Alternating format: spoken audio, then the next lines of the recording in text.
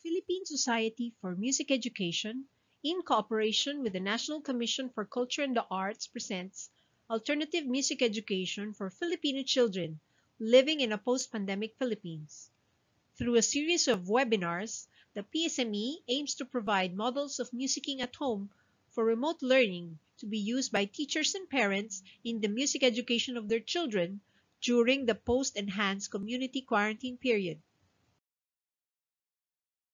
Each webinar topic covers concerns with regard to the content and delivery of music education for children at home.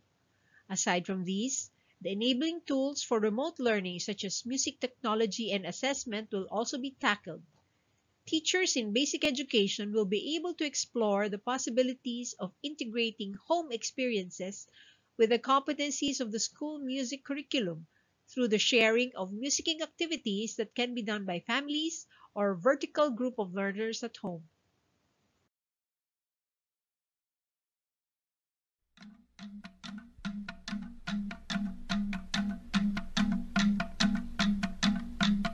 Magandang araw sa lahat! Malugod po namin kayong tinatanggap sa mga serye ng mga webinars patungkol sa mga alternatibong edukasyong pangmusika para sa mga Pilipinong kabataan. Nakapaloob sa webinar na ito ang iba't ibang mga pamamaraan ng pagturo ng musika na akma sa kanilang pamamaraan ng pag-iisip. Mula ito sa aking pakikisalamuha, karanasan sa pagtuturo, at pakikibahagi sa mga grupong nagtatanghal ng tradisyonal na musika tulad ng tugma o ang tugtugang musika asyatika na hindi lamang nag-aaral ng musika ng Pilipinas kundi pati na rin ng Asya. Ako si Paul Jason Santiago o karaniwang tinatawag na Ginoong Jason, isang guro, kompositor ng pambatang musika at tagapagsanay ng tradisyonal na musika ng Pilipinas.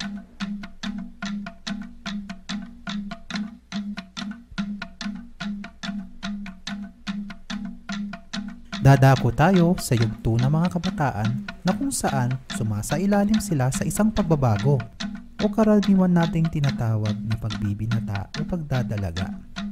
Unti-unting nawawala at naiiwan ang mga kamalayan ng pagkamusmos at malawak ang mga pagbabagong nararanasan. Kaya hinihimok na gawin ang mga aktibidad ng may kaunting hamon.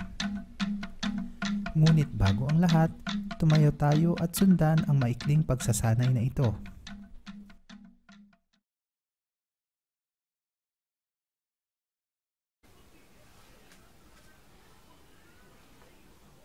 Sa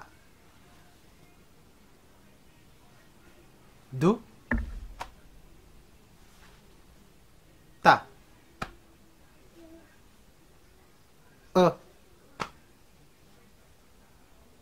Sa D Ta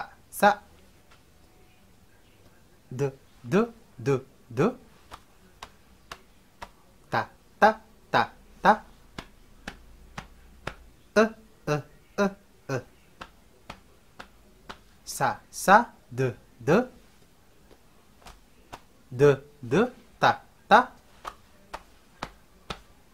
Ta Okay.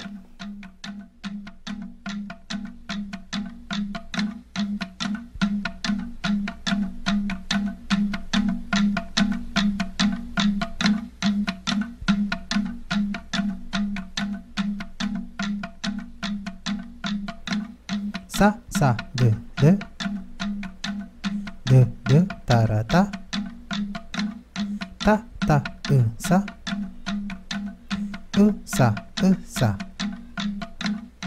D tarata ta sa dirta ta dirta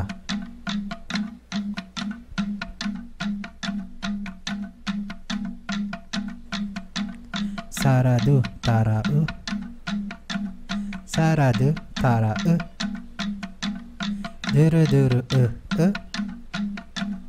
duru sa sara duru ta utara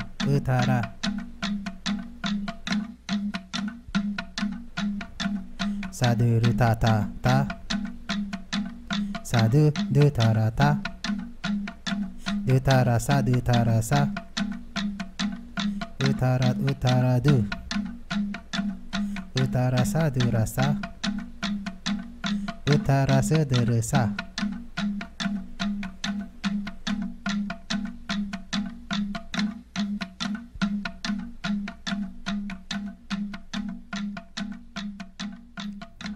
Mapapansin na ako ay gumagamit ng mga pantig na umaakma sa isang uri ng pagkilos. Tulad ng sa na ibig sabihin ay pagtapik ng ulo, do naman sa balikat, ta sa dibdib, at sa bandang tiyan. Dito iikot ang ating pag-aaral sa webinar na ito. Ang tawag dito ay oral transmission. At isang mabisang paraan ng pagkatuto sa musika ay ang direktang pakikinig, pagproproseso, at pagsasagawa ng impormasyon mula sa guro patungo sa mag-aaral. Silipin muna natin kung saan ang pinanggagalingan ng pamamaraang ito. Makikitang ang tradisyon, musika, wika, kultura, sayaw, at ritual ay pinagtatahi ng ganitong kapamaraanan. At bago pa man ang pagsusulat, ang pinakamabilis at epektibong paraan ay ang pagsasalin ng impormasyon sa pamamagitan ng pasalita. Tandaan, makinig, isaisip, gawin. Kaya pumunta muna tayo sa una nating awiting pinamagatang Salidummay, isang awiting nagmula sa grupo ng mga katutubong Kalinga na matatagpuan sa hilagang bahagi ng Pilipinas. Ang awiting ito ay walang ibig sabihin at kadalasang ginagamit upang aliwin ang sarili o maglabas ng saloobin.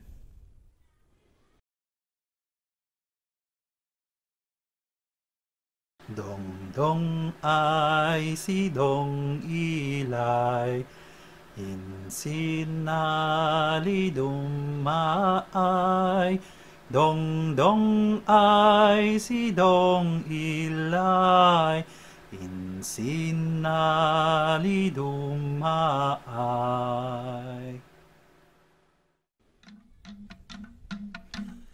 Sa ating napakinggang awitin, maaari natin itong maituro sa iba sa pamamagitan ng ilang mga hakbang kahit walang lirikong ipinapakita. Unang proseso, pakinggan ang buong kanta na kung saan ito ay naitatala at naririnig na sa isip dahil ito ang huli mong napakinggan.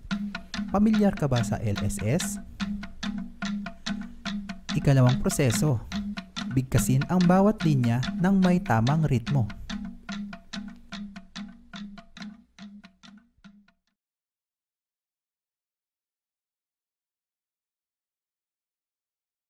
Dong dong ay si dong ilay,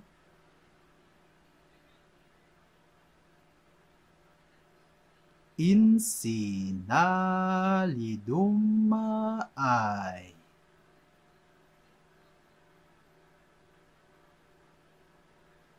Dong dong ay si dong ilay,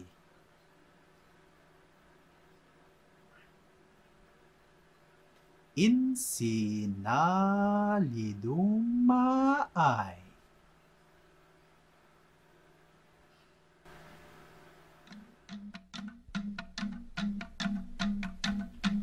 Ikatlong proseso, ipakita ang pagtaas-baba ng tono sa bawat linya sa pamamagitan ng pagbabaitang ng kamay habang ito ay inaawit.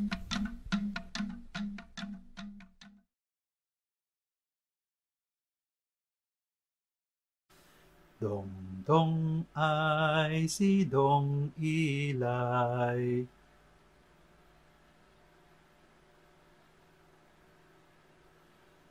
Salidummay.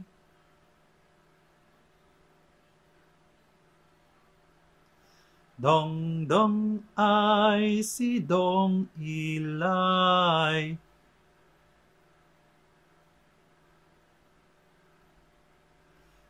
Salidummay.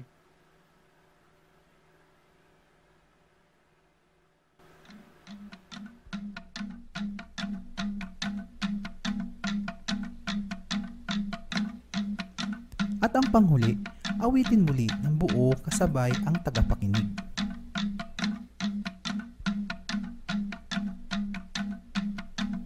Isa ito sa pinakamabisang pagturo ng maikling awitin sa ating mga mag-aaral at maaari din gawin sa may mga mahahabang liriko upang mas mabilis matandaan ito. Sa aking karanasan, mapipilitang imemorya ng mag-aaral ang isang awit dahil wala siyang inaasahang mapagkukuhanan ng mga liriko kundi ang tagapagturo.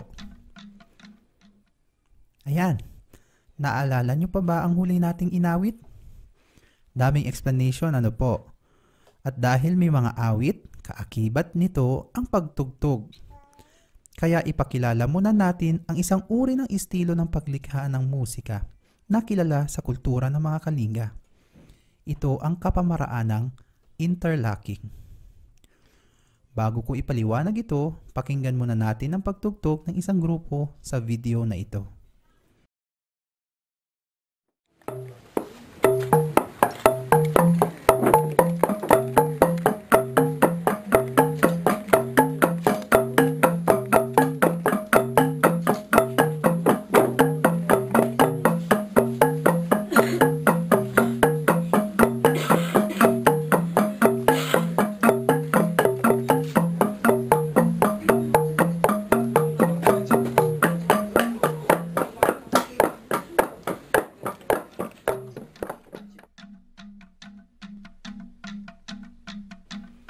Napansin nyo ba ang pagtagpi-tagpi ng mga tunog? Iisang pattern lamang ang tinutugtog ng isang tao at pumapasok sila sa iba't ibang mga oras upang makagawa ng tunog na nagtatahi-tahi o interlocking. Mapapansin din na ang musikang ating napakinggan ay hindi magagawa ng isang tao lamang sapagkat ito ay communal kung tawagin at maaari itong gawin kasama ng pamilya, kaibigan o kahit ng kapitbahay. Basta't game sila. Kung mapapansin, ang mga ginamit na instrumento ay gawa sa kawayan. At ang pangalan nitong instrumento na ito ay tongato o sa Ingles ay bamboo stamping tubes. Guro, anong estilo naman ang maaari naming gawin upang maituro ito sa kabataan? Bago tayo dumako dyan, panuorin natin ang maikling video na ito.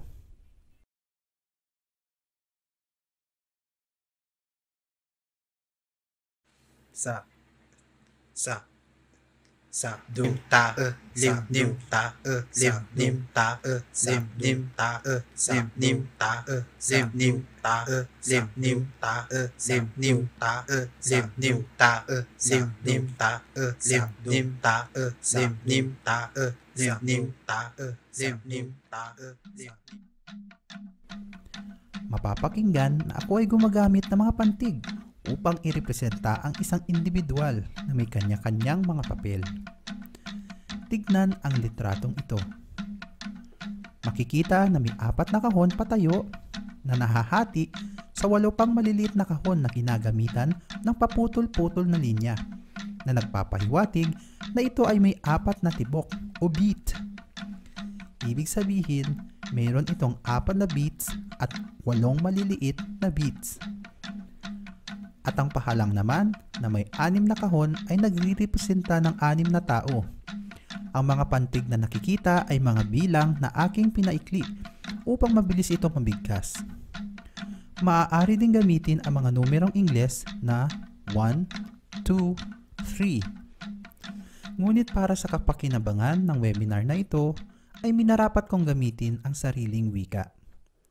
Guro, wala namang do sa 2 o kaya u sa 4?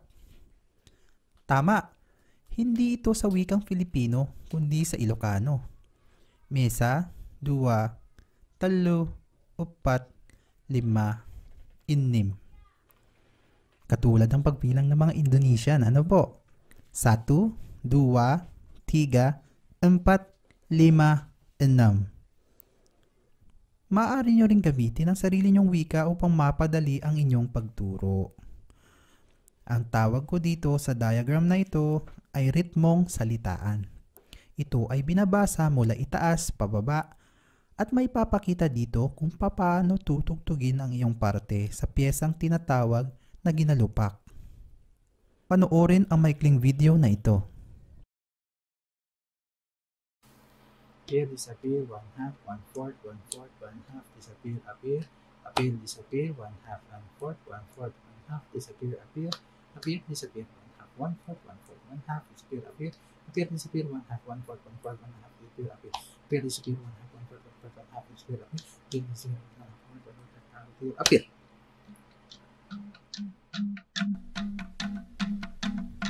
O diba, napulot ko lang yan sa kalsada at karaniwan naming nilalaro nung kabataan namin. At kung sino man ang malilito kapag mabilis na ang nangyayari, ay siyang taya. Muli nating tignan ang pagkakaugnay ng larawan sa napanood nating video na may mga salitaan. Uulitin ang bawat hanay ng 4 na beses. Sa adir, air, sa adir, air, sa sa sa sa sa sa sa sa de de de de de de de de ta ta ta ta ta ta ta ta eh eh eh eh eh eh eh eh lim lim lim lim nim nim nim nim nim nim. Unti-unti nyo na bang nakukuha ang konsepto ng ritmong salitaan? Ngayon naman, gumamit tayo ng instrumento upang maisalin ang kaalaman mula sa pagsalita patungo sa pagtugtog. Guro, wala kaming ganyang mga instrumento. Huwag po kayong mag-alala dahil madami tayong instrumento na matatagpuan sa bahay. Ang mga ordinaryong mga kagamitan sa bahay ay maaaring gamitin bilang mga instrumento at ang gagamitin natin ay ang boteng babasagin. Guro, paano namin gagawing instrumento ito? Kapag nilagyan ito ng tubig, nagbabago ang tono nito kapag binabatingting. Sa pag-aaral ng tunog, kung mas malaki ang espasyo ng pinagtatalbukan ng frequency, sa kasong ito ay yung tubig, ay mas mababa ang tono dahil mas mabagal ang bilis ng talbog ng frequency. Pagkakaunti naman, mas mabilis itong tumalbog at nagbubunga ng mataas na tono. Panoorin ang video na ito.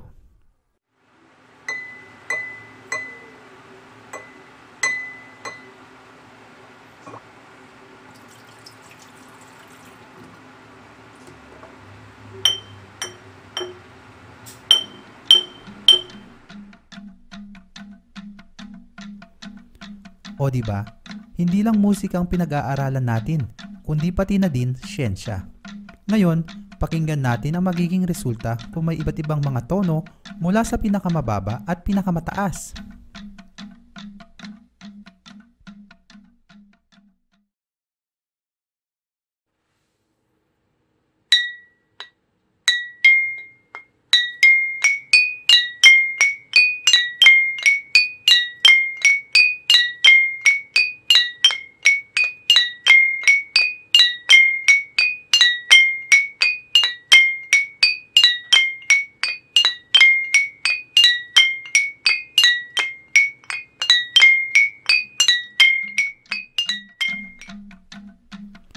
Subukang sabayan ang video sa pamamagitan ng pagbalik sa segundo nito na may mga tugtog.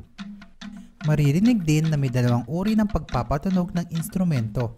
Ito ay ang open o ring sound at closed o damp sound. Para mas maliwanagan, panoorin ang video na ito.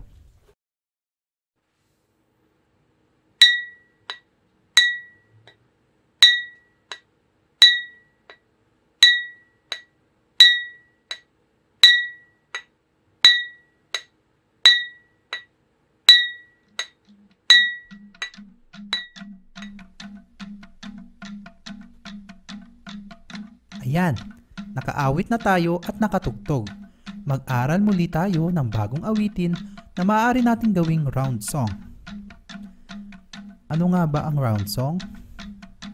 Ang pinakasimpleng pagpapaliwanag nito ay ang pag-awit ng isa o higit pang mga individual ng parehong kanta sa magkakaibang mga oras.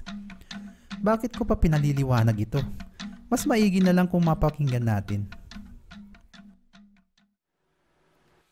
Hoy na, hoy na si, hoy na, elalay, la ela ela elalay, la ela ela elalay.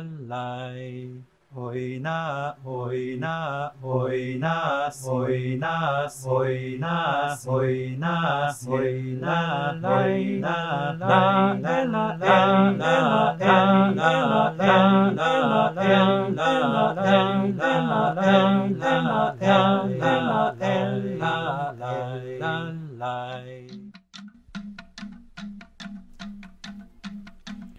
Ang tawag sa awiting aking kinanta ay Oy na Oy. Walang ibig sabihin ng mga liriko at nagpapahiwatig ito ng pansariling nararamdaman.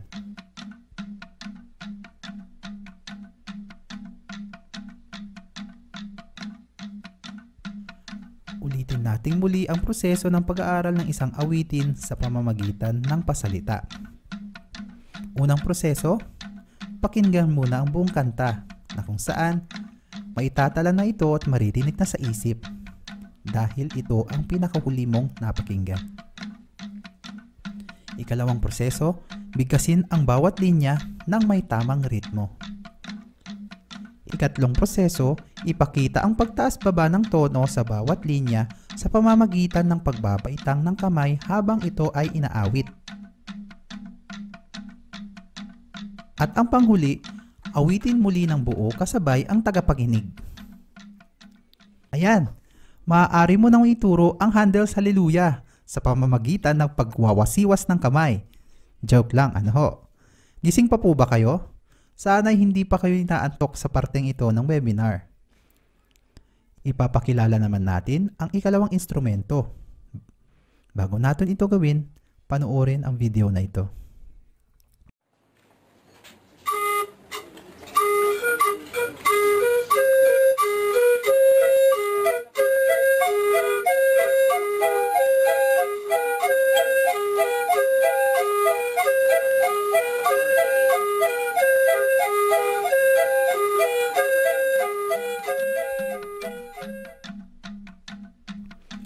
Ang tawag sa instrumentong ito ay sagipo o bamboo pipes in a row na karaniwang tinutugtog ng 6 na tao, ngunit maaari din siyang matugtog ng isang tao lamang. Ayan, dumako naman tayo sa kung paano natin ito maituturo. Panibagong pyesa muli. Ang tawag dito ay tinagitag. At kung mapapansin nyo, walang parte ang gumagawa ng parehong pattern. Gawin natin ito ng paunti-unti. Ang bawat hanay ay uulitin ng 4 na beses. Sa ari, ta-ari, sa ari, ta-ari, sa sa sa sa sa sa sa sa sa sa sa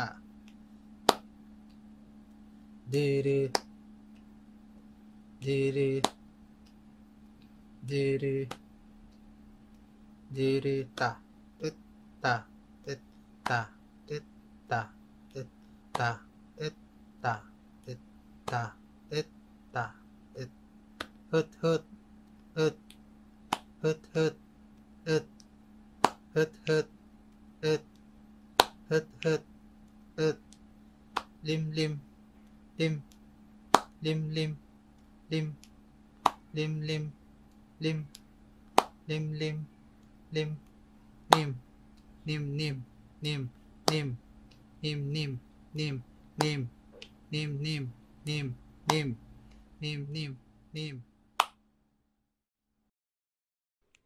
Panoorin din ang video na may sabay-sabay na paggawaan nito. sa sa sa sa duru sa hut sa duru sa hut sa duru sa hut sa duru sa hut sa duru sa hut sa duru sa hut sa duru sa hut sa duru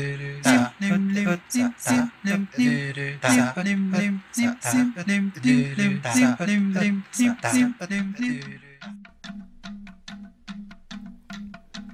Tugtog na ba kayo?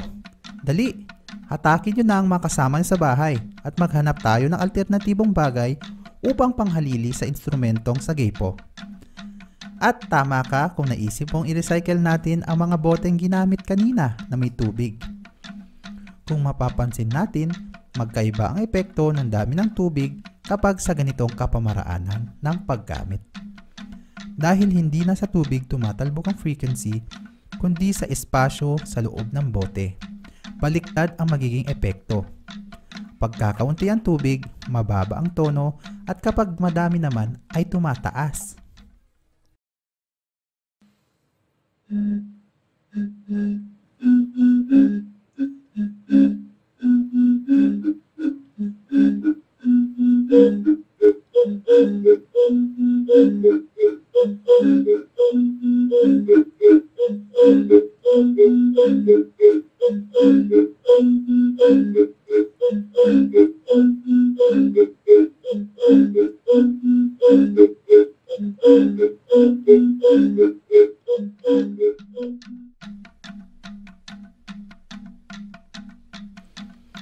Napansin nyo ba na tila may makapantig pa din akong ginagamit upang tukuyin ang mga parteng tinutugtog? Ang tawag dito ay mnemonics, isang pamamaraan upang madaling matandaan ang ating inaaral. Maaari itong gawin sa kahit anong pantig na mabilis nyong masabi at matandaan. Sa panghuli nating awitin, pagsasabay-sabayin natin ang pagtugtog at pag-awit, gayon din ang pagsayaw. Gamitin natin ang ating natutunan upang iproseso kung papaano gagawin ang mga pagtugtog na makikita sa ritmong salitaan. Paulit-ulit ang melodiya at nag-iiba lamang ang liriko, kaya gamitin natin ang natutunan upang maituro din ito sa iba. Para maging masaya itong panghuling pagsasanay, choose your weapon.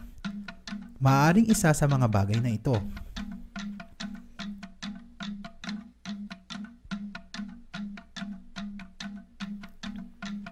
Kapag tayo ay handa na, ay simulan na natin. Ang pamagat ng awiting ito ay entay ganaganasin ng Salidummay Band, na ang ibig sabihin ay tayo ay magsaya. Handa ka na ba? Umawit, tumugtog, at sumayaw? Maraming salamat at nawa ay may napulot kayo sa webinar na ito.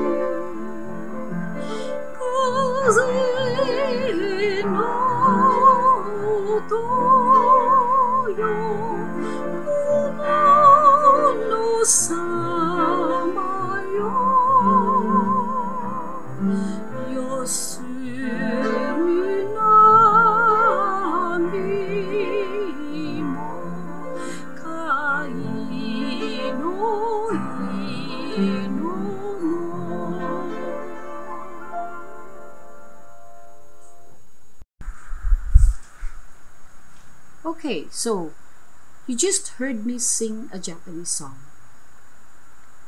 Because today we will be talking about the music of Japan.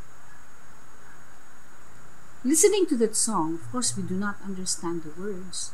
But do you think the words speak of happiness or of sadness? Just by feeling the music as we were listening to the music. Do you think the words speak of sadness or of happiness? Do you think, is there some action that makes a song make you do? Or is there like you feel like doing upon hearing that song? Maybe sleeping. Sleeping maybe, but what makes us want to sleep? We hear something and then that something makes us want to sleep. Maybe what we hear is something relaxing. So the music here, the song here, maybe made us feel relaxed, so we feel like sleeping.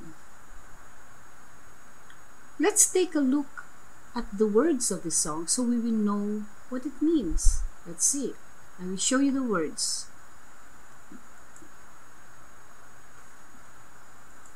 Okay, here we go. There.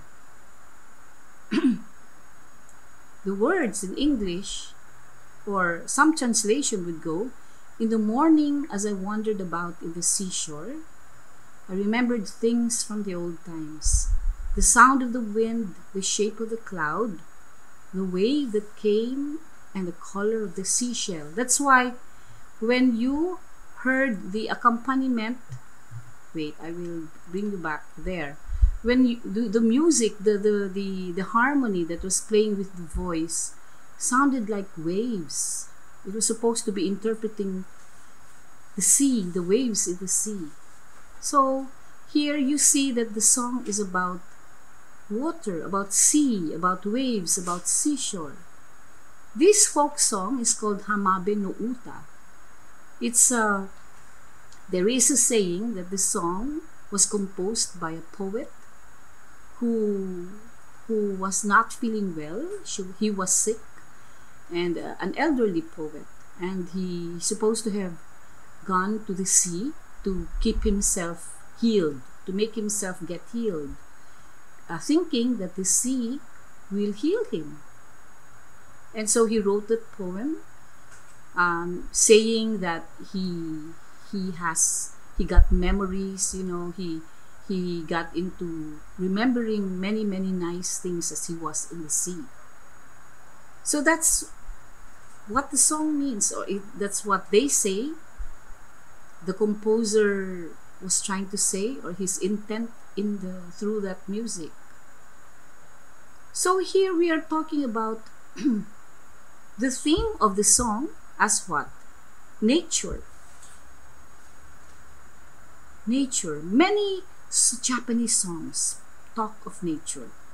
Even anime songs, I notice, many of the anime songs usually talk of nature, especially about the sea. Usually, even if the song is not about the sea, usually there are always scenes there that show the sea, water, beach, things like that. Why? Why is that? Does anybody know about the geography of Japan? Yes, Japan is an island and it is surrounded by water. That is why the Japanese cannot help but talk about the sea. Even their food, even the food that we love best from Japan is the sushi, which is from the sea. So, one characteristic of Japanese songs is that usually it talks of nature. It speaks of nature. That's one.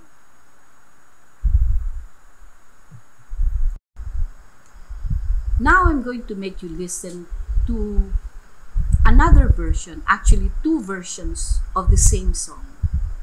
But I want you to listen to these two versions. Now it's not being sung anymore, but rather played. No? Okay, it's played by the instruments that are playing or interpreting the song are this one. This is the melodeon. Have you ever seen a melodeon? Go. Here.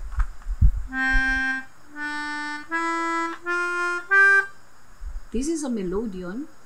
And of course, are you familiar with this melodeon? It's a Japanese, actually this came from a Japanese mother who gave it to me. They like the melodeon. And then of course you have, are you familiar with this? You know the recorder?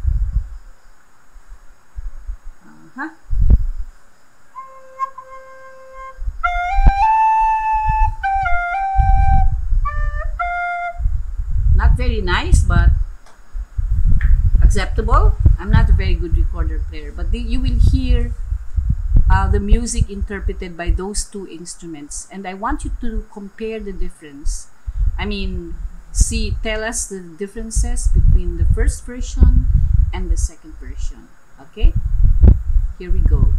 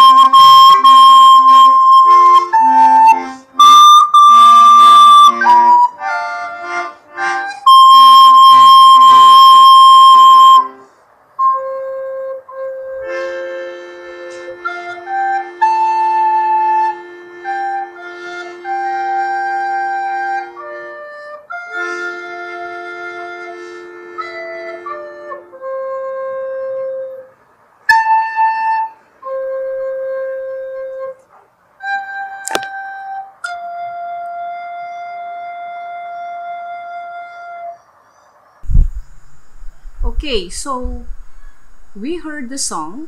Now tell me, what did you hear? What differences did you hear between, or what difference rather, did you hear between the first version and the second version? Okay, so the first version is just the music per se, no? The recorder plays the melody, the what do you call this? The melodeon plays the harmony, some harmony, okay? And then in the second version, what did you hear? There are nuances, no? If you remember your element of dynamics and tempo, so there are many differences now in the dynamics and tempo. We call them nuances, no? So in the first part of the music, you heard that the tempo is very irregular, the rhythm is very irregular. It's like it's very improvised. It's like the performers are just waiting for each other.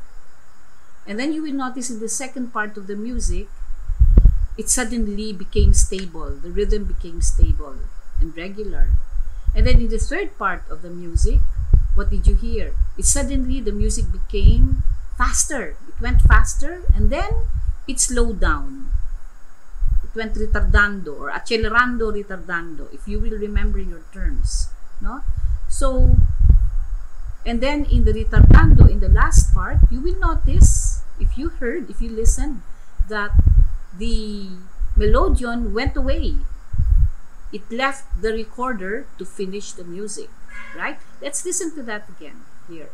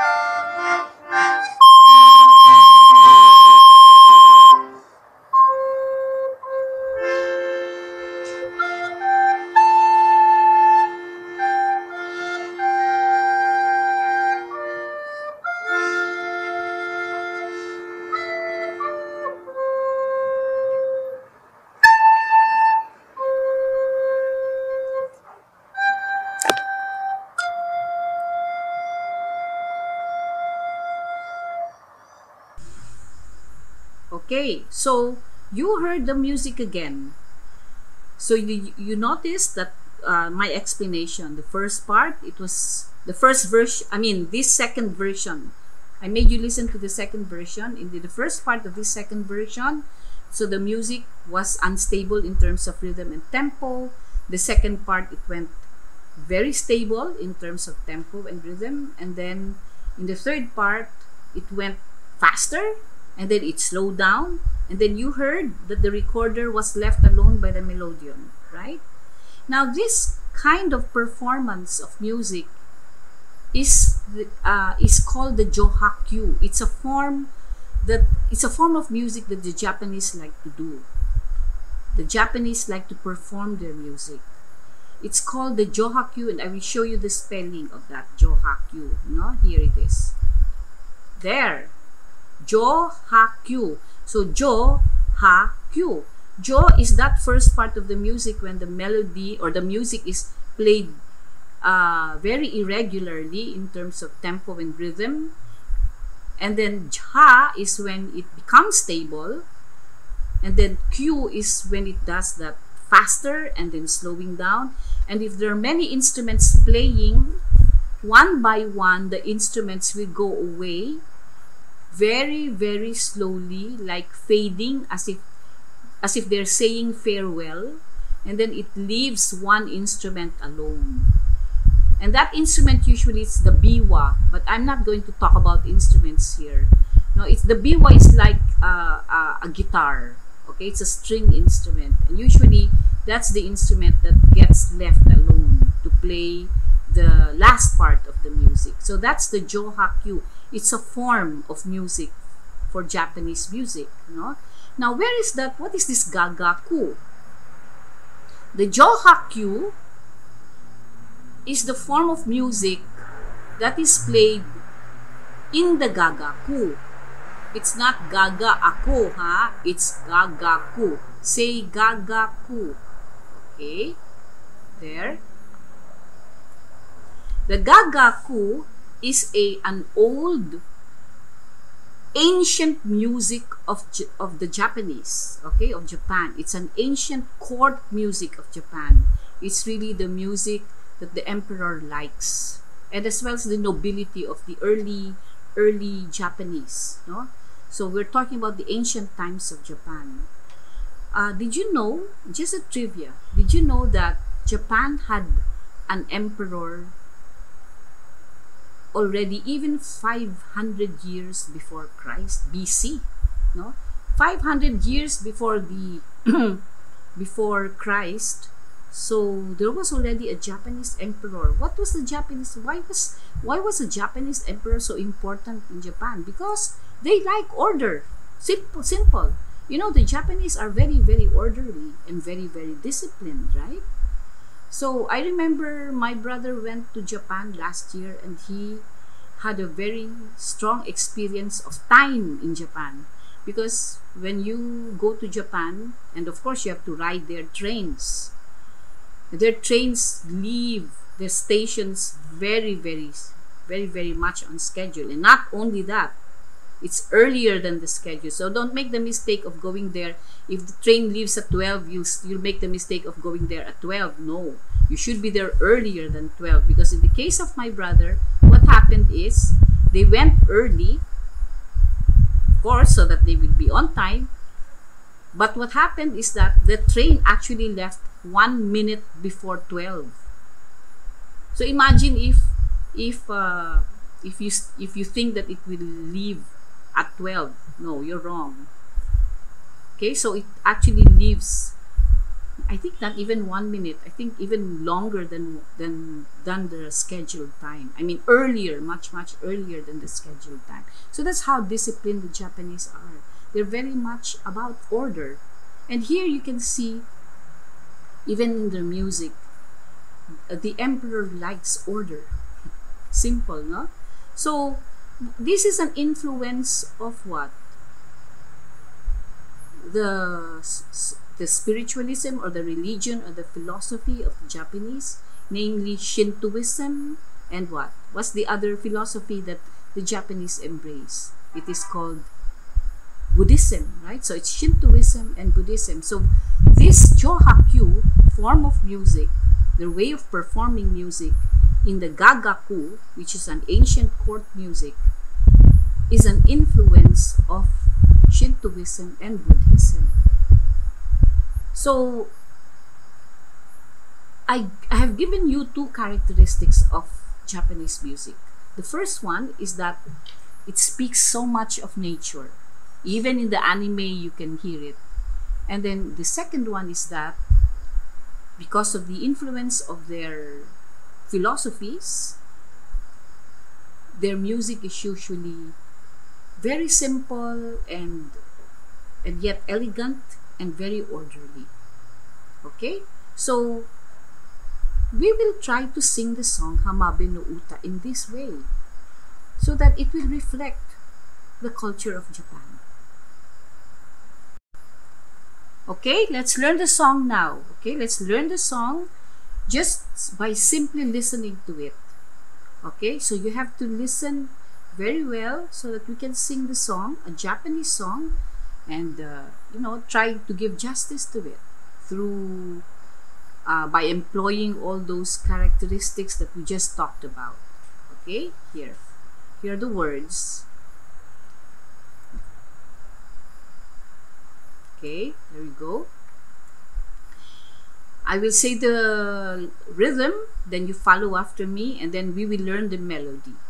So I go Ashita hamabeyo. Repeat. Ashita hamabeyo. Samahayo eba. You repeat. Samahayo eba. The second line.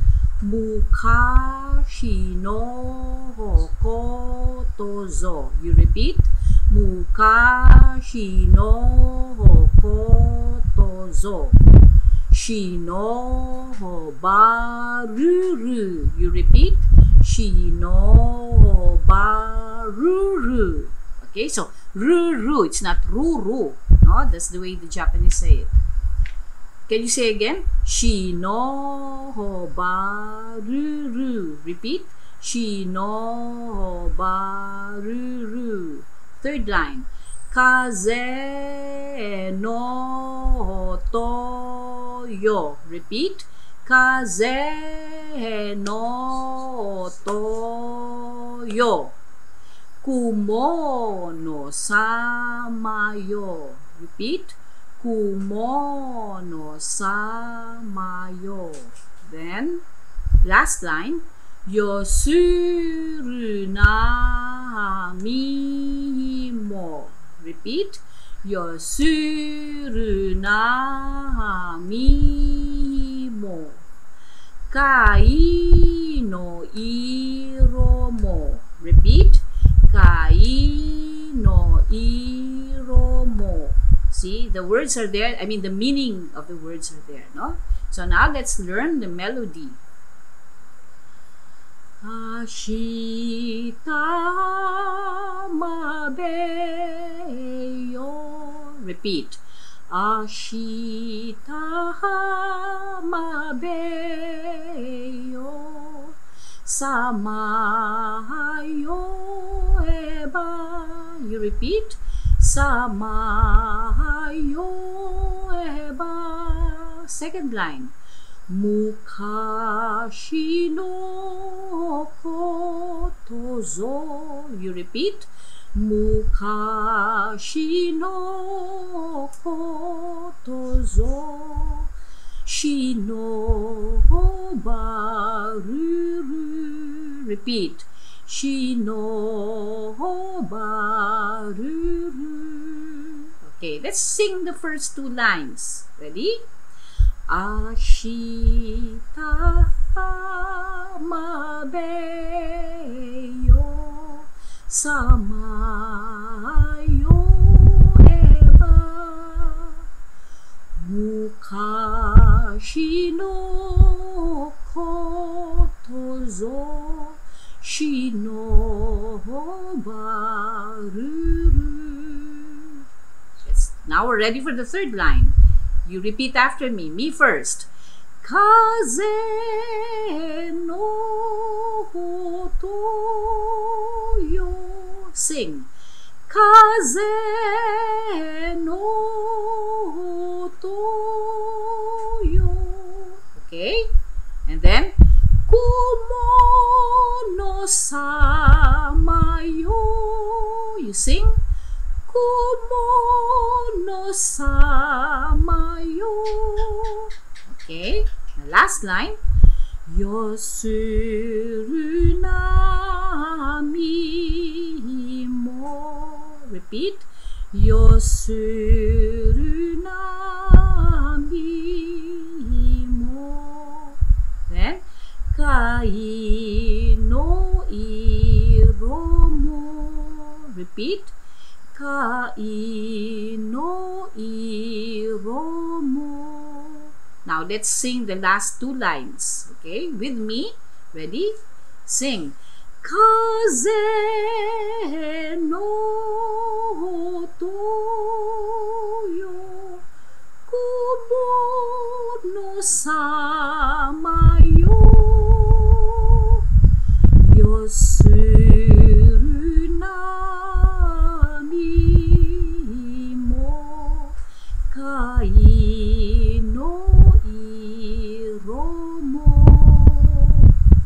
Okay, the more the more you hear the music, the more you will learn the song, right? Isn't that how you learn your pop songs? You keep on listening to it in your radios, in your internet, in your YouTube, and then eventually you learn the song. So just keep on listening to it. Now I will make you listen to it one more time so that it becomes more familiar, right? So I'll sing it again, and if you can sing it with me, do so. Ashita mabeyo. Samayo eba. Mukashi no kotozo. Shino baruru. Kaze no toyo. Kumono samayo. Yosurunami mo. Kai no iro mo. Very good. Okay. Okay, so now that more or less we're familiar, let's sing the song, full song with some harmony, okay, to help us. Here are the words again. Okay. Ashita mabeyo samayo eba mukashino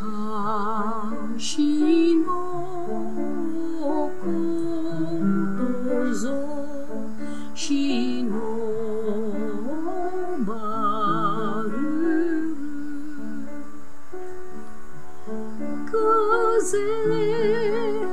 no toyo como nasamayo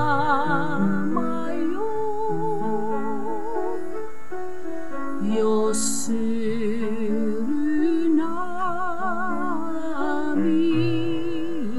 mo kai no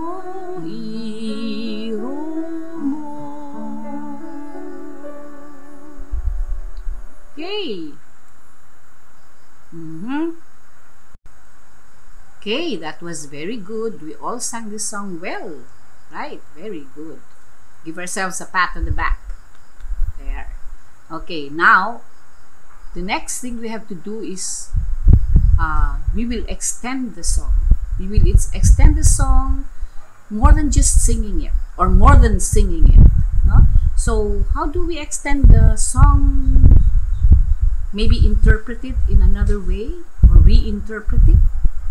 How do we interpret the song in another way?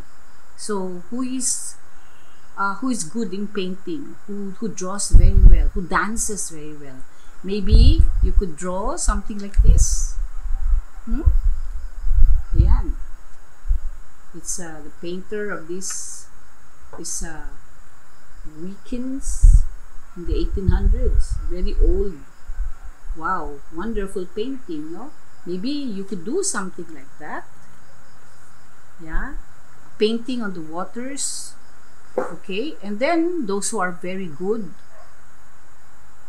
at dancing, maybe you could interpret the music, the song, with dance. There, ballet. What do you call this? Street dancing. Okay, why not? And then, of course, you can also reinterpret the music. Sing it what do you call that? The J-pop way. The J-pop way. So you change the rhythm, play instruments with it. You can do so many things with the song. So we extend the song. Okay? So, but of course, again, there's always the characteristics of Japanese music, which is always about usually about nature, and then there's the simplicity and order characteristics. So even J-pop music, I'm sure, has order in it, of course. Otherwise, there's usually form in their songs. So that speaks of order as well. Okay, so that will be your homework. So we extend the song. So all in all, how do we summarize our lesson for today? So we talked about Japanese music. The characteristics, usually it talks about nature, and it speaks of simplicity and order, because these are influences from the philosophy of Shintoism and Buddhism.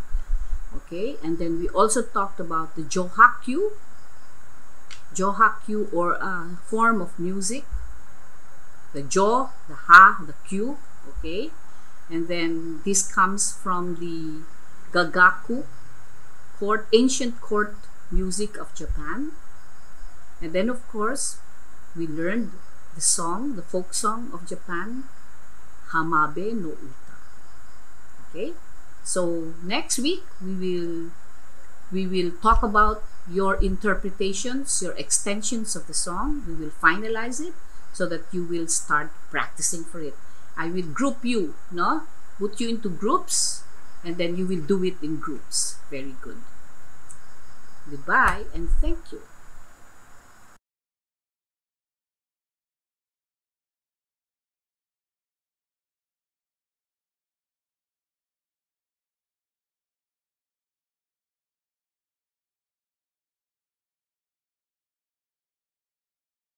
Teaching Western music in general music classes can be described using various approaches. These may include approaches such as music in historical periods, using music appreciation, relating music with literature, visual arts, and architecture of the period, focusing on musical functions and issues of music in society, and synthesizing music of various types into themes or general ideas.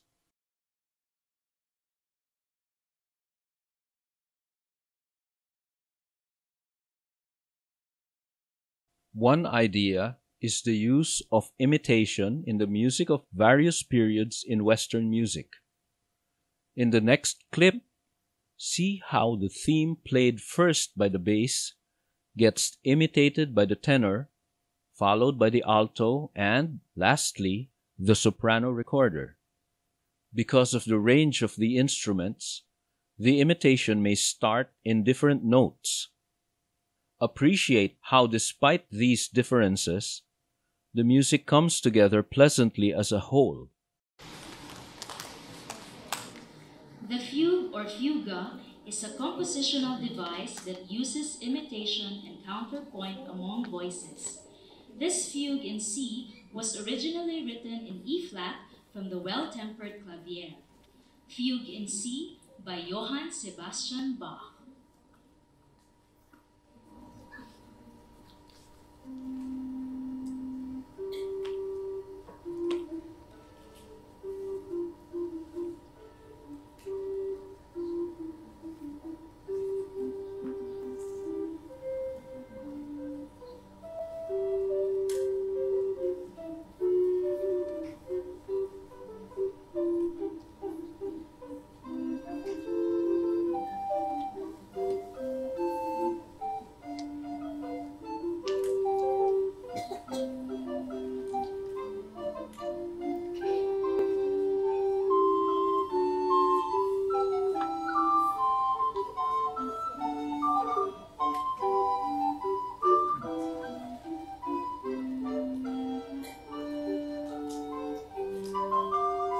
A possible activity for the listening activity is to listen and map out how each voice enters. Using lines depicting melodies, students can listen multiple times to depict how each voice enters in conjunction with the other voices. Here is an example of how that activity should look like when answered. Imitation is also common in movement and dance. In the next clip, we see imitation in both music and dance.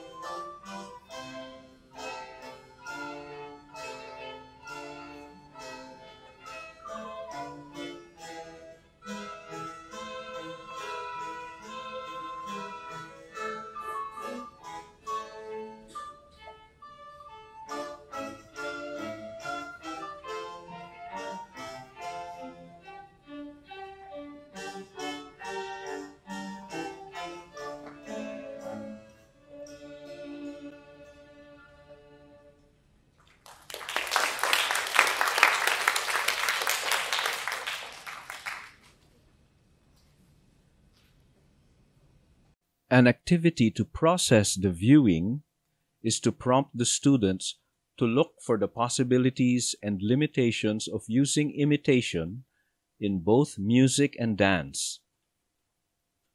Some possible answers would be a limit in creativity, while an advantage would be the interpretative transfer of sound to movement as shown in imitation and gesture. Imitation may not only involve similar instruments, but also across various instruments. While the original theme is imitated, other instruments may perform other melodic lines in counterpoint to the main musical idea. In this clip, notice how the musical theme or idea is tossed from the violin to the flute and the basso continuo, cello and harpsichord. As each instrument plays the main theme, the other instruments play what we call contrapuntal lines to counter the main theme. This makes it interesting to listen to.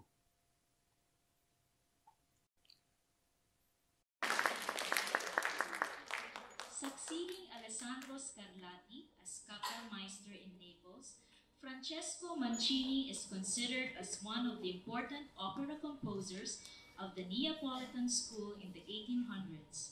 The sonata in D minor was prepared from 5 handwritten copies from the Libreria di San Pietro a Magella. The flauto part was intended for recorder with 2 violins and basso continuo. The movements are considered typical definitions of the sonata da chiesa or church sonata, except for the amoroso movement. This is the sonata in D minor by Francesco Mancini.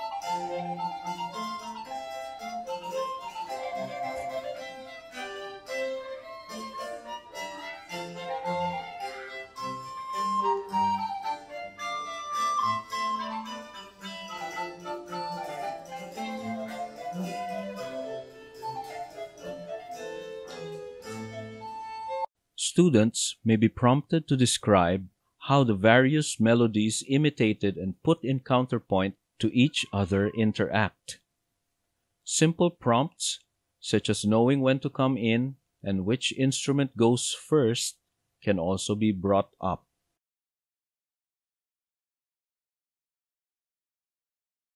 Three young women go off to the Franciscans. Under their clothes, they carry their bottles full of clear wine. The poor fellows are not at all angry. They drink just as much at every meal, draining each glass. This is 2 old French chansons by Claudin de Sarnissy and Guillaume Lerteur.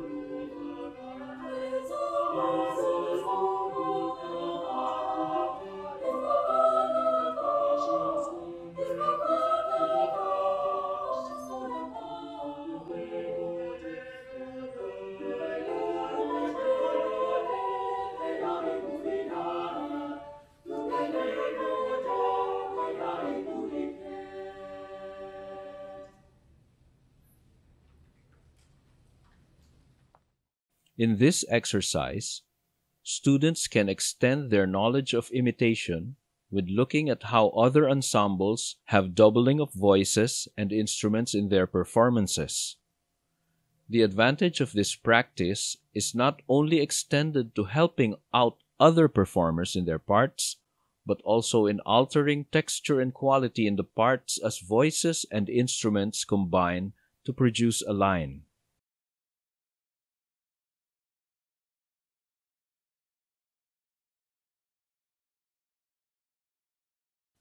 Rules of structure and harmony are important key ideas for some musical forms, such as hymns set to chorale settings.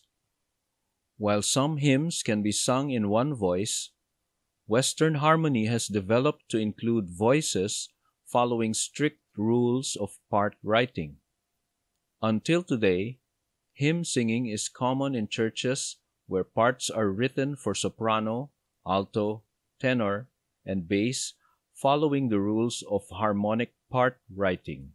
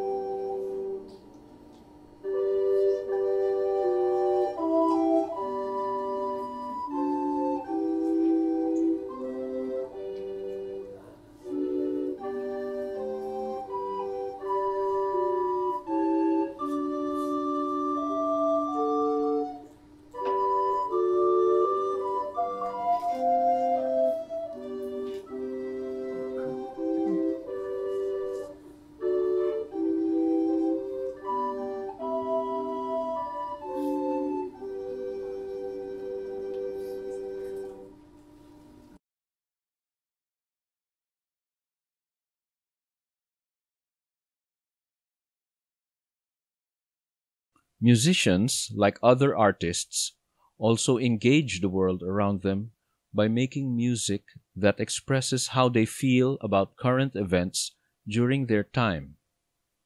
In the next few clips, see how music is used as a way to express their anger, frustration, and hope for a more humane world. The song Lily Bolero by Henry Purcell was a play of words from then King William.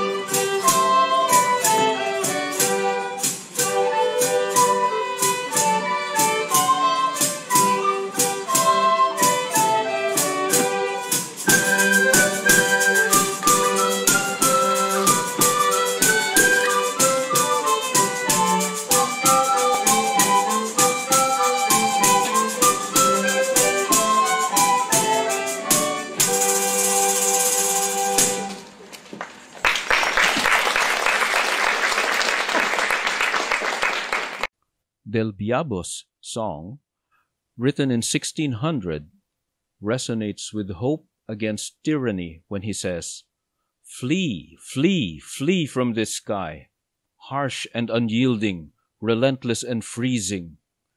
You who shackle all in prison, neither bending nor breaking in tears. You, the year's cruel, frozen tyrant.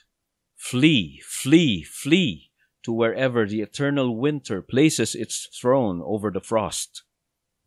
Come flowers and blossoms, come white, come vermilion. You are a marvel for the world and the nemesis of all things dreary. Give joy to the soul through your message of spring. You are the youth of the year and the beauty of the world. Fuggi, fuggi, fuggi da questo cielo by Giuseppino del Diabo.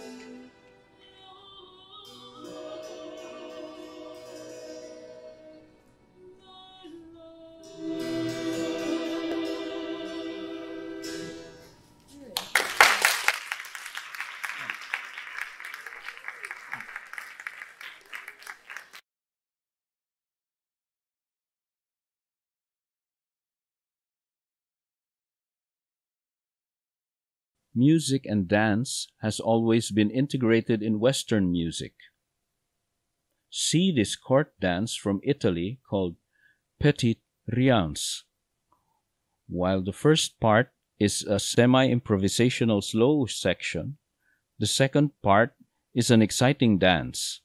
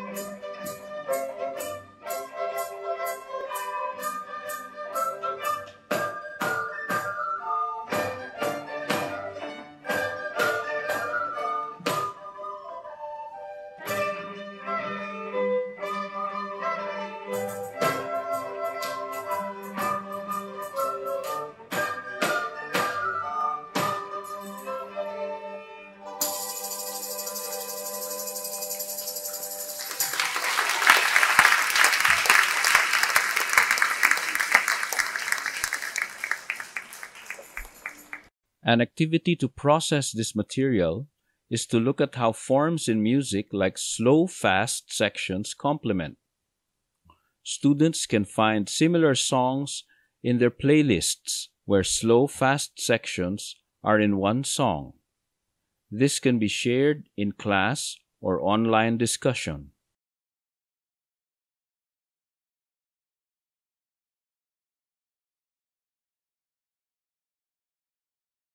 Borrowing of musical materials is also common practice in Western music. See how modern composer Peter Warlock borrowed the themes from a Renaissance sword dance and used modern techniques of dissonance and clashing tones in his work called Matachance.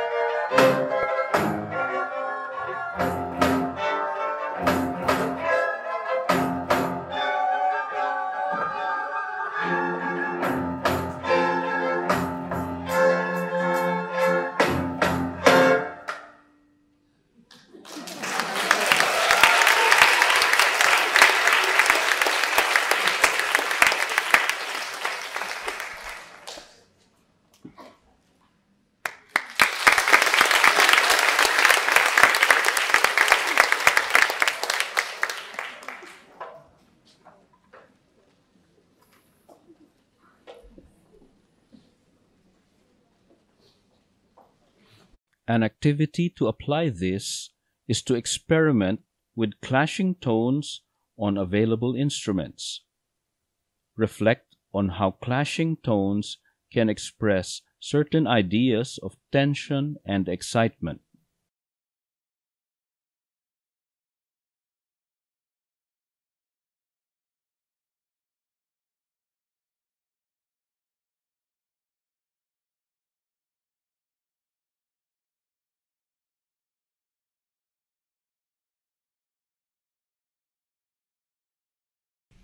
Hello, magandang umaga. Bom dia!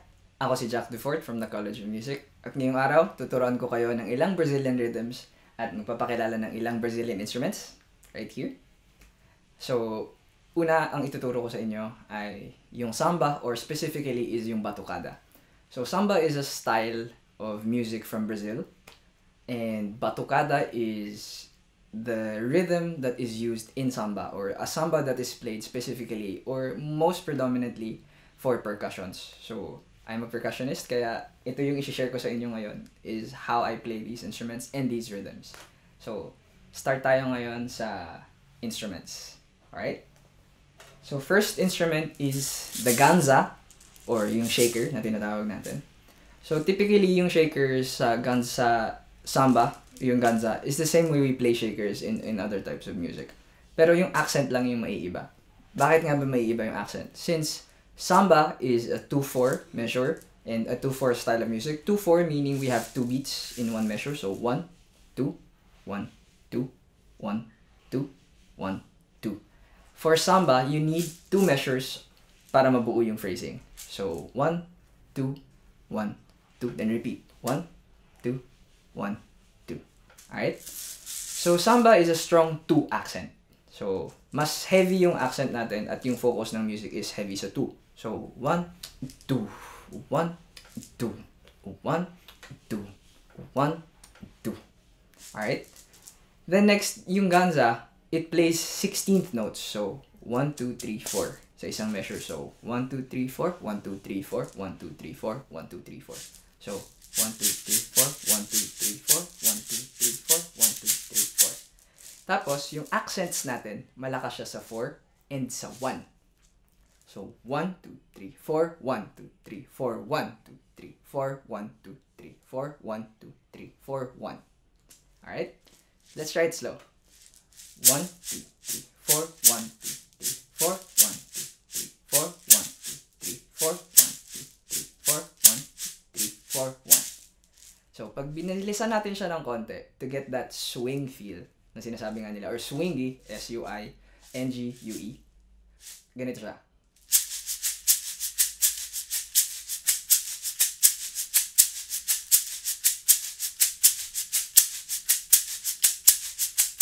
So, makikita nyo at marinig nyo dyan, yung 4 tsaka 1, yun yung pinaka-evident at pinaka-malakas.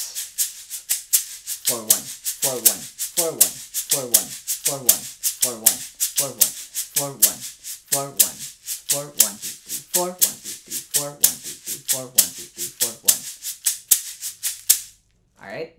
So, try nyo muna yung ganza. Balik tayo sa inyo after 30 seconds.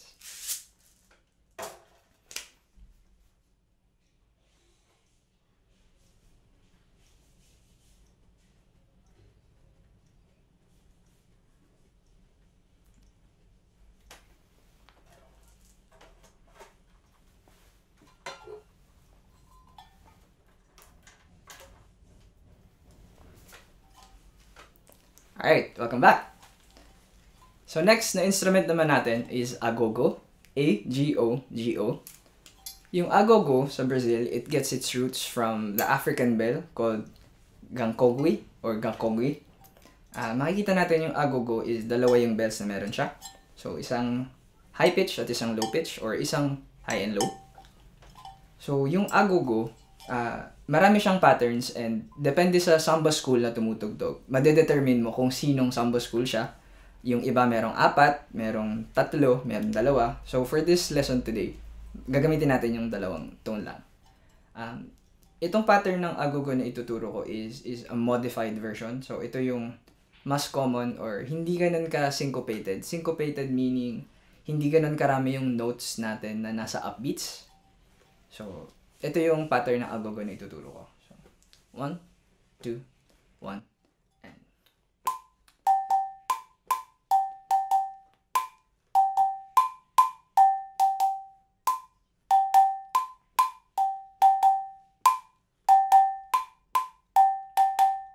Alright, so let's break it down into 2 parts. 1, 2, 1, and. And 3 and 3 and 3 and 3 and.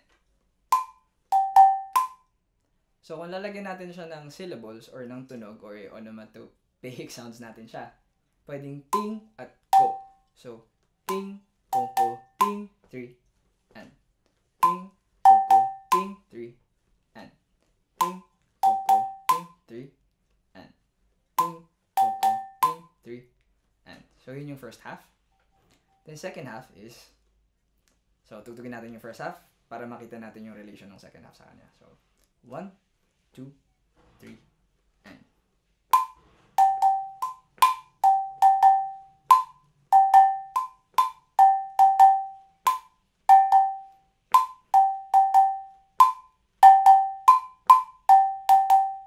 Okay? So, yung second half, purely ito lang siya.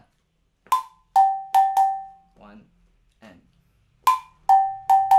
1 and 1 and 1 and. So, pagsamahin natin siya ulit. 1, 2, 1 and.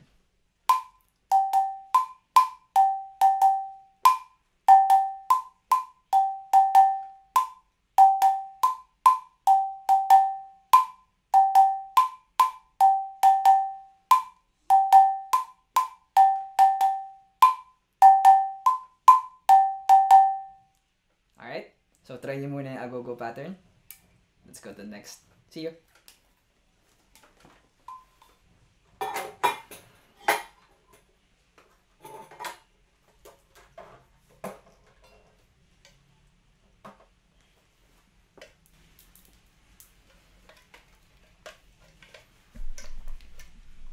Hello!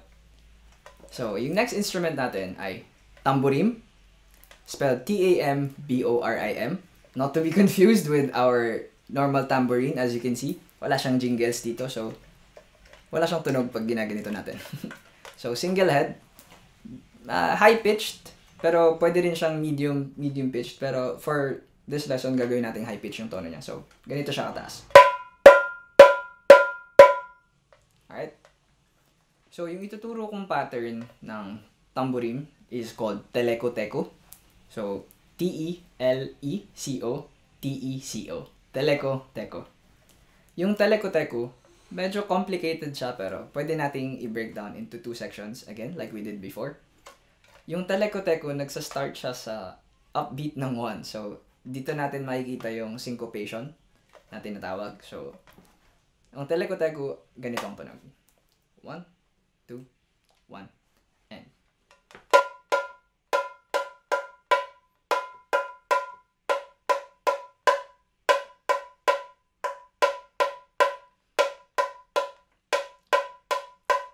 One, two, one, and. 1, 2, 1, and. 1, 2, 1, and. 1, 2, 1, and. 1, 2, 1, and. 1, 2, 1, and. So, hatiin natin ulit into 2 parts. So, first half, kukunin natin yung may upbeat na start. So, after 1. 1, 2, 1, and 1. 1, and 1. 1, and 1. 1, and 1. 1, and 1. 1, and 1. 1, and 1. 1, and 1, and. Okay? So, yung second half, ganito yung tunog. So, dugtog natin ulit yung first half para makita natin yung tunog ng second half muna. 1, and...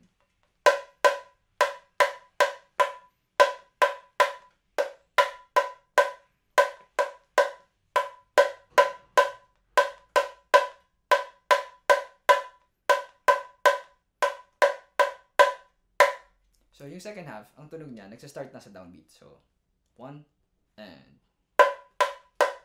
1, and 1, and 1, and 1, and 1, and 1, and 1, and okay? So, pagsamahin natin siya ulit. May count-in tayo ngayon. 1, 2, 1, and 1.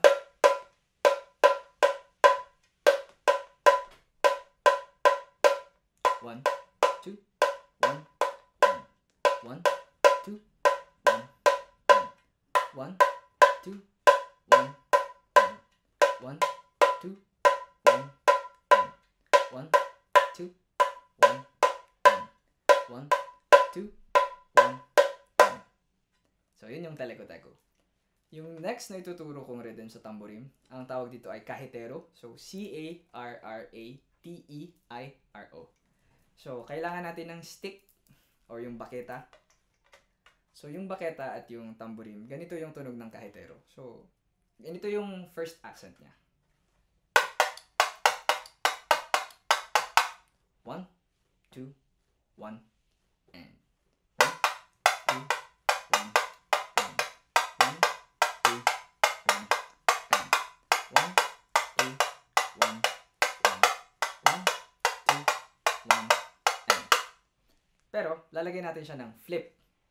So, after nung second beat, magkakaroon ng flip pataas, upstroke, then gagawin natin ulit yung fourth beat. So,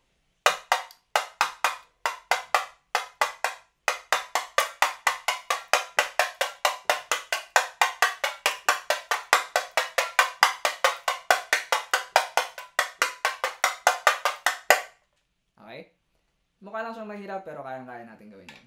So, 1, 2, 1, and 1, 2, 1, and 1, 2, 1, and 1, 2, 1, and 1, 2, 1, and 1, 2, 1, and 1, 2, 1, and. So, yun yung pattern. Yung accents niya, same dun sa ginamit natin sa ganza, na malakas yung 1 at yung 4. So, yung accents na walang flip, 4-1, 4-1, 4-1, 4-1, 4-1, 4-1, 4-1, 4-1. So, pag nilagay natin ulit ng flip, tapos gagawin natin yung buong pattern, ganito yung tunog niya.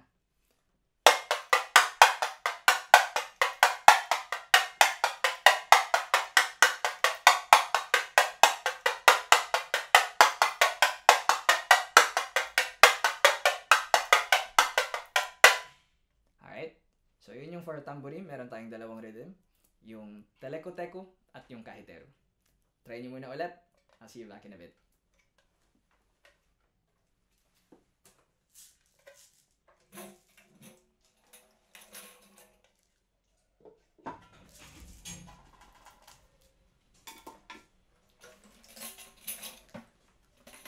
Hi! Welcome back!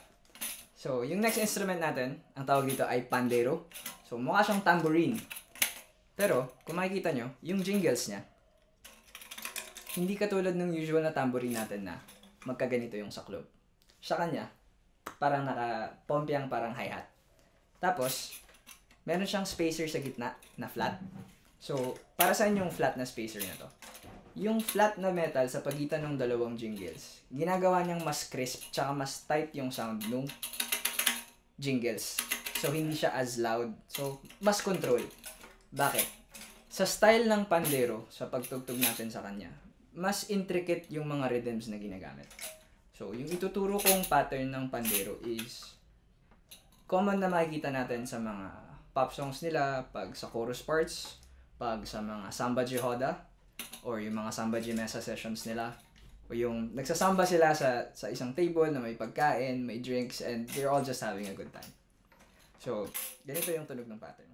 1, 2, 1.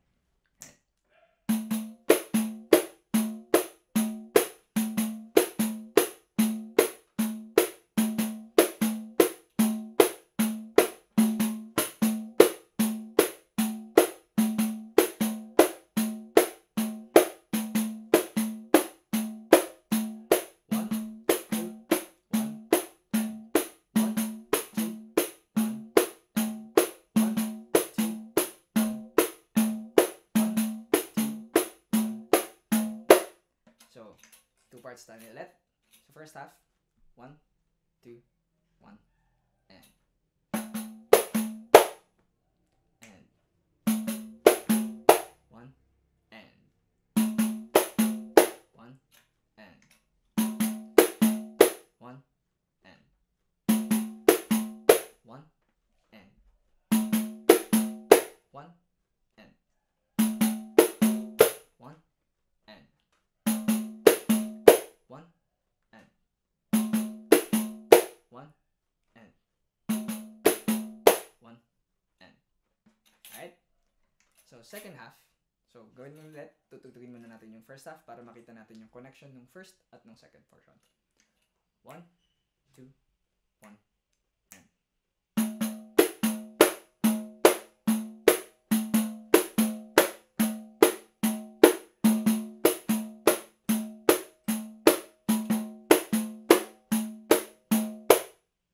So, kung makikita natin, yung second half, ang ginagawa lang niya is dalawang tone. So, 1 and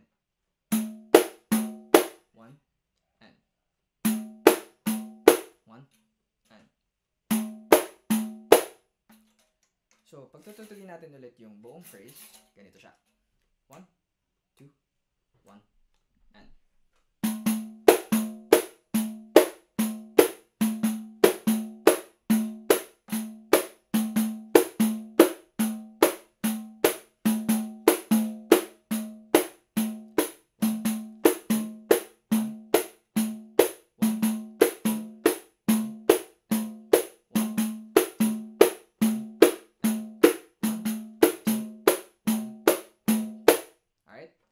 So, bago ko makalimutan nun, meron tayong 2 tones na ginamit. Yung open, ito. So, hanapin natin yung pinaka-bilog, pinaka-open, at pinaka-resonating yung drum na meron tayo. Then, yung slap or yung muted tone. So, yung focus ng strike natin ay nasa fingers. So pwedeng nakaspread yung fingers, pwedeng magkakasama. Pero, pwedeng nasa inyo yun kung ano yung choice nyo ng sound. Basta makuha nyo na high pitch na parang slap yung tunog.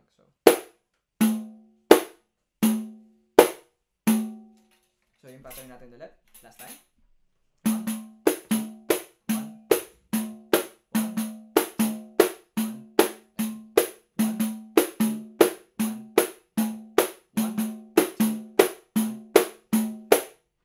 Alright. So next part ng video, gagamit naman tayo ng mga improvised items na makikita nyo sa bahay para magawa nyo rin to at the comfort of your own homes without the instruments at hand. See you! Hello! Welcome back! So ngayon, gagamit naman tayo ng mga bagay na makikita natin common sa bahay. So, kanina meron tayong ganza, ngayon meron tayong case ng bubblegum. So, yung bubblegum na case na to is aluminum. Tapos, yung laman na ginamit ko sa loob, bigas. So, yung pattern natin kanina, uulitin lang natin para dito. Medyo mas mahina lang ng konti since bigas yung gamit natin sa loob tapos aluminum. So, hindi ganun kalakas yung mapuproduce niyang tone. Pero, pwede nang substitute sa shaker. So, gawin natin ulit yung pattern. So, malakas yung 4 and 1. Tapos, tuloy-tuloy lang. So, 1, 2, 1, and 1, 2, 1, and 1, 2, 1, and.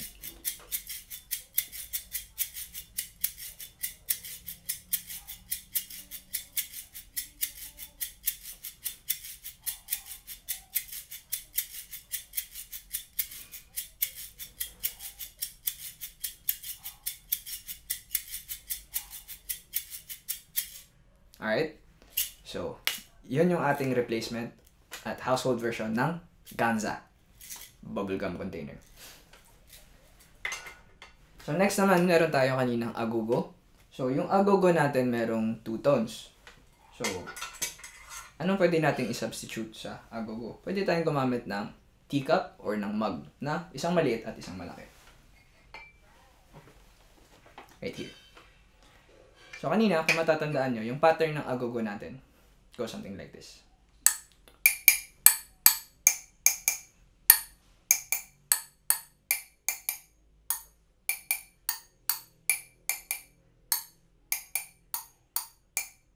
So, recap natin ulit. Slow. 1, 2, 1, and 1, 2, 1, 2, 1, 2, 1, 2, 1, 2, 1, 2, 1, 2, 1, 2, 1, 2, 1, 2.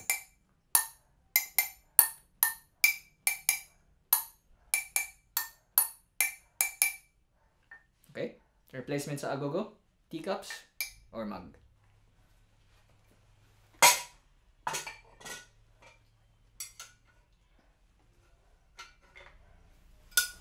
Next, meron tayo nung tamborim. So, gagamitin natin cute at maliit na frying pan. So, in Brazil, they call this frigideira. F-R-I-G-I-D-E-I-R-A. So, instrument talaga siya sa Brazil. Tapos, yung gamit sa kanya na stick is yung kanina nakita nating baketa. Medyo plastic or some sort of rubbery plastic material. Tapos, merong bakal sa dulo. So, kasi ginagamit siya sa street parade, sa carnival. So, it has to be a bit loud. Kaya, bakal to bakal yung ginagamit nila. So, for now, we'll use metal chopsticks, flat, round, kung ano man yung meron kayo sa bahay.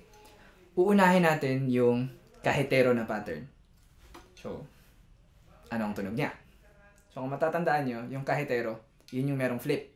So, hawakan nyo siya sa may bandang handle. Tapos, pwede kayo maglagay ng 1 finger dun mismo sa pan, or 2 fingers for control. Ayan. So, kahitero tayo. 1, 2, 1, and.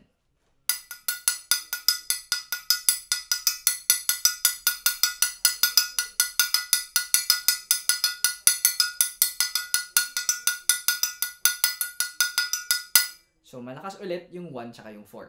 Okay? So, 1, 4, 1, 4, 1, 4, 1, 4, 1, 4, 1, 4, 1, 4, 1, 4, 1. Alright? So, slow. Sabayan niyo ako. 1, 2, 1, and.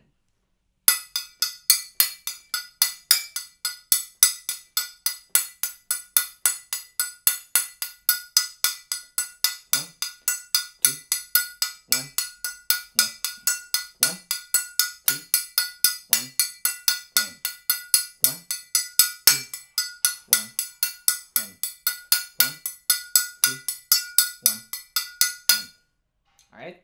So, yun yung kahitero. Pero dalawa yung pattern natin kanina sa tamborim. Yung kahitero, pati yung teleko-teko. Saan natin pwedeng gawin yung teleko-teko?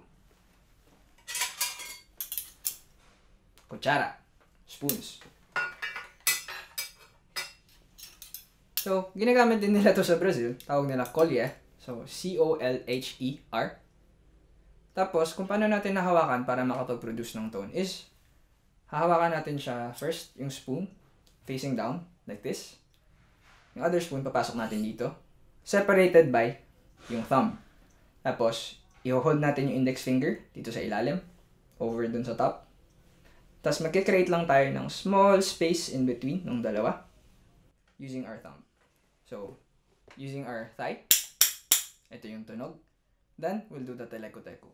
Review, ang teleko-teko, may offbeat or upbeat yung pasok niya sa 1. So, 1, 2, 1, and.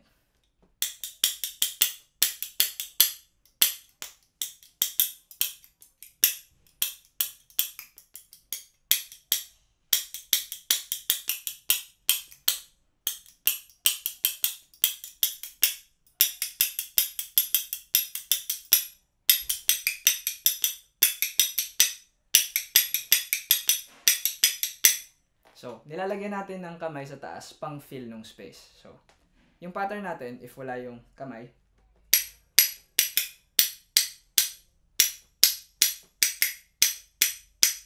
one, two, one, and one, two, one, and one, two, one, and one, two, one, and tapos lalagyan natin yung kamay sa taas, pang fill in lang ng notes. So, 1, 2, 1, and 1.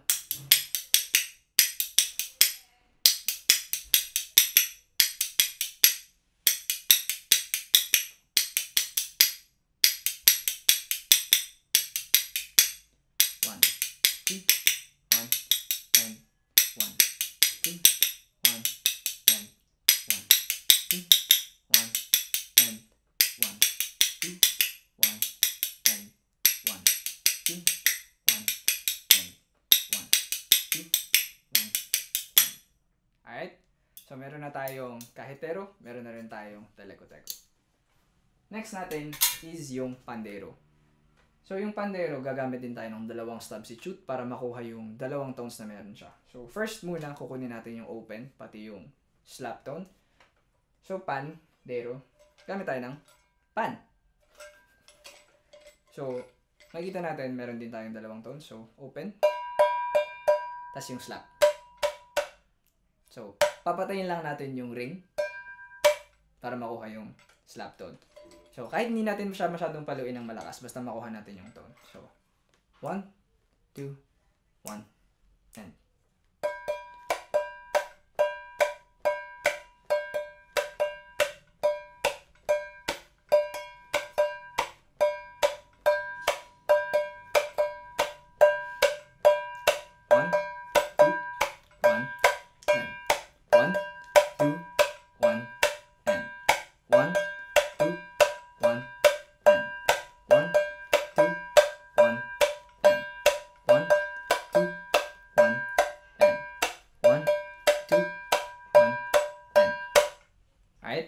So, yun yung una nating pandero pattern. Next, magdadagdag tayo ng isa pang pattern pangsama dito. So, gagamitin natin yung kahitero, pero gagawin natin siya sa matchbox. Alright? So, kahit na anong matchbox, mas maganda yung matchbox na mas malaki para mas malakas yung tunog na makuha. So, ang gagawin natin is a combination of shake and thumb dun sa ibabaw ng box. Alright? So, kung makikita nyo, yung matchbox, bumubukas siya sa side. So, mas mahina yung karton doon. So, gagamitin natin yung gilid kung saan ka nagsaspark. So, yun yung shake natin. Alright? So, ano yung tunog ng pattern natin? 1, 2, 1, and.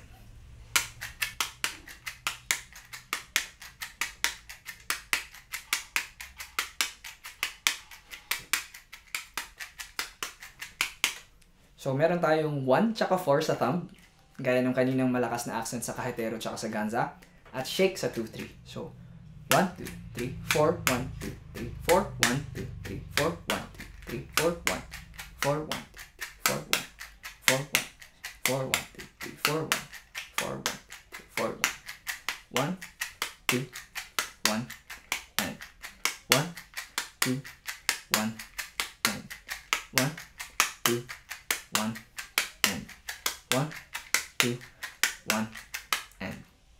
Alright? So, wala tayong tantan as of the moment. Tantan is yung ginagamit nila na parang bass drum or mid drum. Merong tantan, T-A-N-T-A-N. Tsaka merong hebolo, R-E-B-O-L-O. So, ang pwede nating alternative is timba. Right here. So, siya yung magsaserve na parang bass drum natin or mid drum. Kasi halos lahat ng mga items na ginamit natin ay nasa mas matataas na frequency at mas mataas yung range.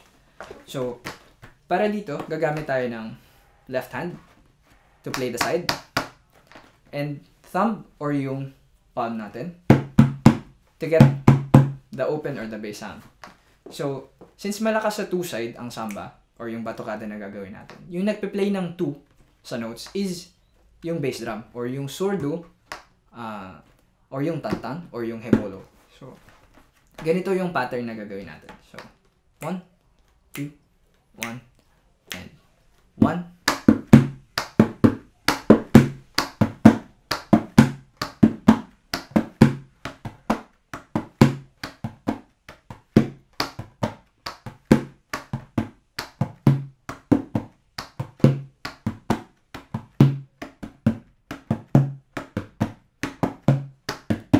So, yung ginagawa ng left hand natin is finifill niya lang yung space na ginagawa ng right hand. So, usually nasa upsides lang siya. So, 1, 2, 1, and 1, 1, 1, 1,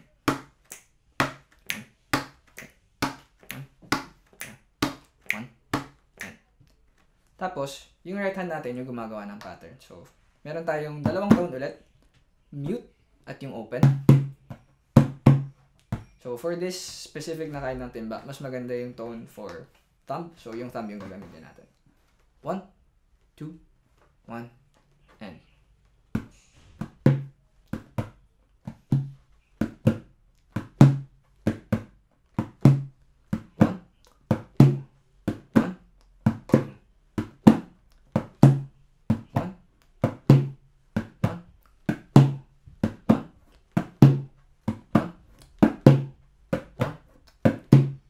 Okay?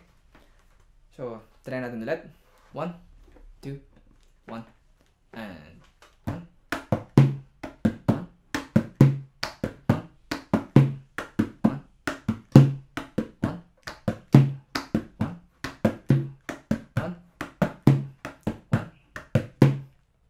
Alright? So, ngayon, magtuturo ko sa inyo ng short na kanta or melody line. So, kailangan lang natin ng 3 notes. Ang syllables na gagamitin natin ay le, le, and ya. Le, le, ya. 2, 1, and. Le, le, ya. 2, 1, and. Le, le, ya. Le, le, ya. So, paano magko-connect yung song dun sa ginagawa nating pattern? So, gagamitin natin yung tantan or yung ating timba para makita nyo kung saan siya nagko-connect dun sa song. 1, 2, 1, and le, le, ya. Le, le, ya. Le, le, ya.